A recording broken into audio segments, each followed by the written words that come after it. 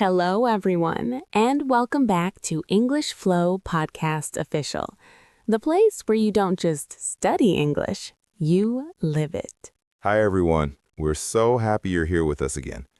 If you are someone who understands English but feels slow in speaking, this episode is for you. Today, we're talking about something very powerful, something that can completely change your fluency. Yes, today's topic is how to think in English naturally. Let me ask you something.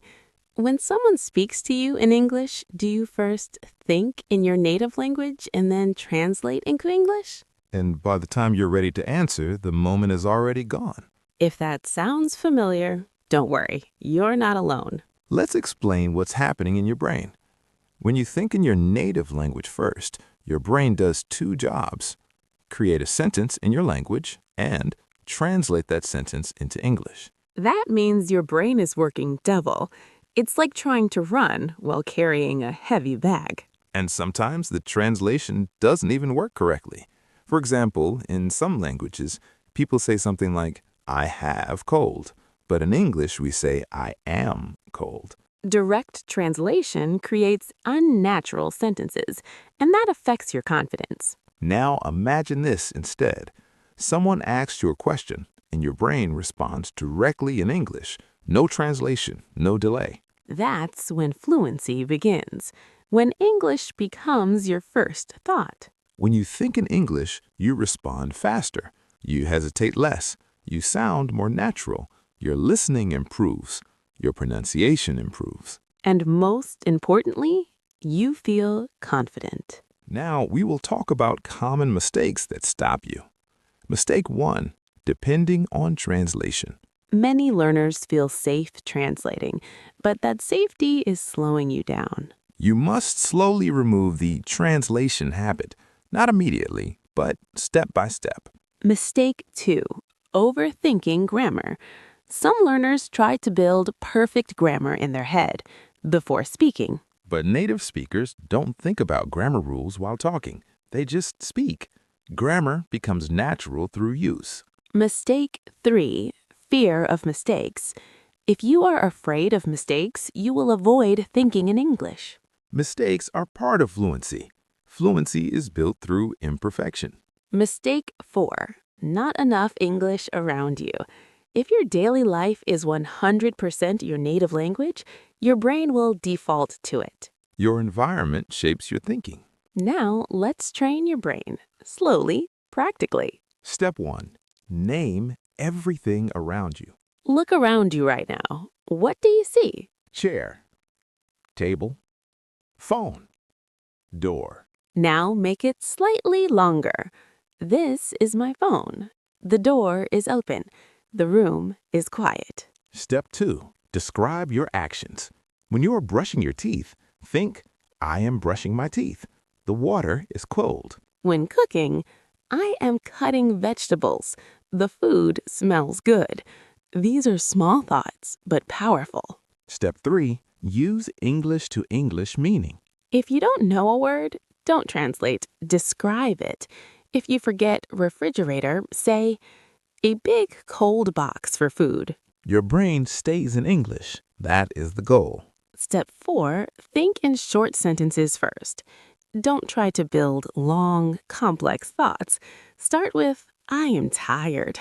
I need coffee. I am hungry. Then slowly grow. I am tired because I slept late. I need coffee to feel awake. I'm hungry. Step 5, create an English inner voice. Have a small conversation inside your mind. What should I do now? Maybe I'll start with breakfast. This builds automatic thinking. Step 6, surround yourself with English. Podcasts, YouTube, music, articles. The more you hear English, the more your brain accepts it as normal. Let's create a daily plan. Morning. Think about your day in English. Afternoon, talk to yourself while working. Evening. Review your day in English. Night, write 3 simple sentences in English. Now we will talk about challenges many learners face. Let's start with the biggest challenge. Many learners say, I try to think in English, but my brain automatically switches back to my native language. Yes, and that can feel very frustrating. You start thinking in English for 10 seconds, and then suddenly your mind changes language without permission. First, let's say something important. That is normal. Your brain is used to your native language for many years. English is still new. It's like trying to write with your left hand if you're right-handed. At first, your hand naturally goes back to the comfortable side. So, what can you do? Instead of fighting your brain, guide it gently. Start with very small English thoughts, not full paragraphs. Just, I'm tired. I need water. It's hot today. And here's another trick. Choose one daily activity, just one. For example, brushing your teeth. Every time you brush your teeth, you think only in English, just during that activity. That creates a habit connection. Your brain starts linking that activity with English. Over time, it becomes automatic. Challenge 2. I don't know enough vocabulary. Now here's another very common challenge. Learners say, I want to think in English, but I don't know enough vocabulary. That feeling can stop you completely. You try to think in English and suddenly you don't know the word. So what happens? You switch back to your native language. Here's the solution. You don't need the perfect word. You need a simple description.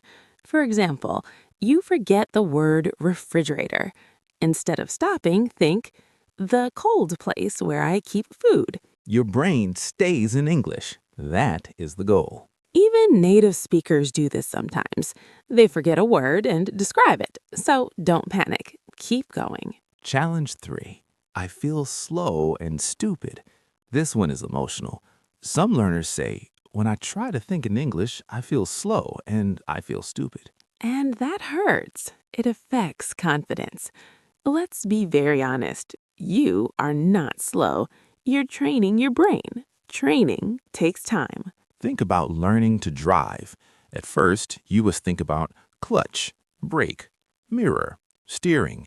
Everything feels overwhelming. But after practice, driving becomes automatic. You don't think about each step. Thinking in English is the same. If you feel slow, that means you're practicing.